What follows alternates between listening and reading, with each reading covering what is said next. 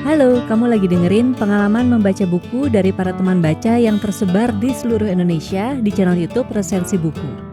Kalau misalnya kamu juga tertarik nih untuk menceritakan pengalaman membacamu, tulisin aja di kolom komen atau bisa DM langsung ke Instagram di @podcastresensibuku.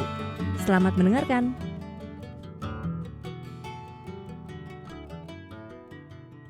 Halo, saya Mega. Pada kesempatan kali ini, saya akan meresensi sebuah buku yang berjudul 5 Cerita Kisah-Kisah Menjadi Dewasa, yang ditulis oleh Desi Anwar dan diterbitkan oleh Gramedia Pustaka Utama tahun 2019 dengan jumlah halaman 307 halaman.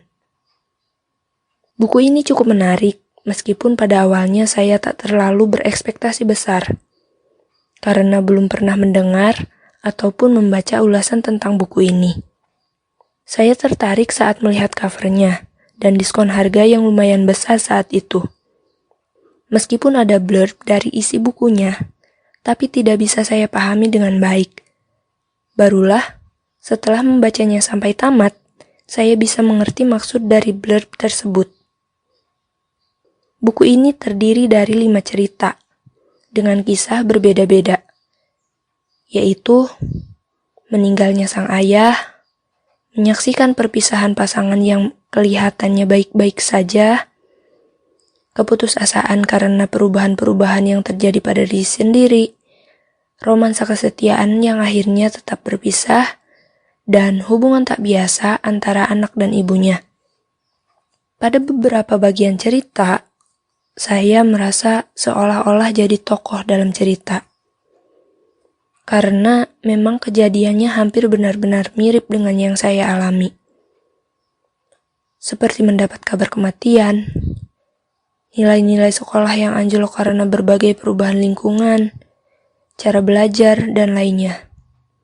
Serta sakit kepala yang tak kunjung reda, yang ternyata gejala dari penyakit psikologis yang baru saya ketahui setelah membaca buku ini. Selanjutnya, ada beberapa alasan yang menurut saya mengapa buku ini menarik untuk dibaca. Pertama, selain berisi 5 cerita dengan kisah dan tokoh yang berbeda, setiap kisah diwarnai berbagai perasaan-perasaan. Seperti perasaan menyakitkan, kehilangan, sedih, senang, kecewa, dan perasaan-perasaan lainnya yang sering kita rasakan di kehidupan nyata. Dan bagaimana masalah-masalah yang terjadi akhirnya bisa teratasi bersama perasaan-perasaan itu. Alasan kedua, yaitu ada banyaknya pelajaran hidup yang bisa kita ambil.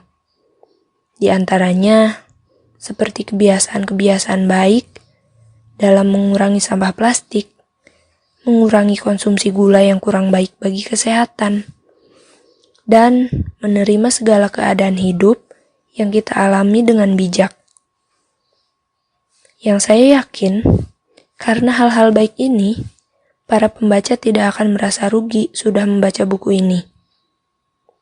Alasan ketiga yang membuat buku ini menarik adalah adanya kalimat-kalimat yang berisi pesan tersirat, yang kadang menjadi pembenaran dan kadang menjadi penyemangat untuk kita menjalani kehidupan. Berikut saya bacakan salah satunya. Dialah halangan terbesar bagi dirinya sendiri.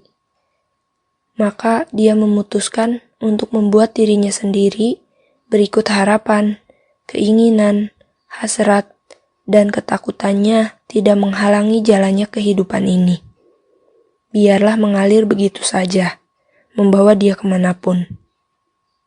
Kalimat-kalimat ini saya kutip dari cerita ketiga yang berjudul Pedihnya Pendewasaan.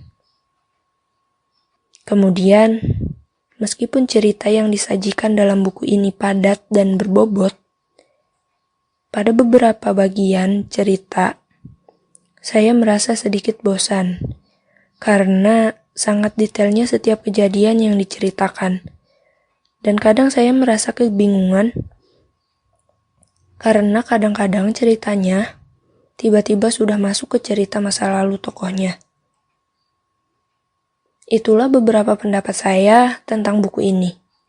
Kalau menurut kalian nanti berbeda, ya nggak masalah, itu hak kalian.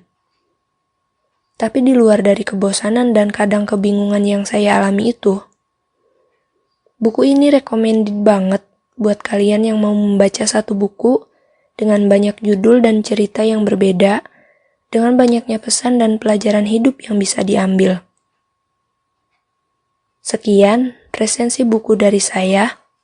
Semoga bermanfaat dan terima kasih sudah mendengarkan.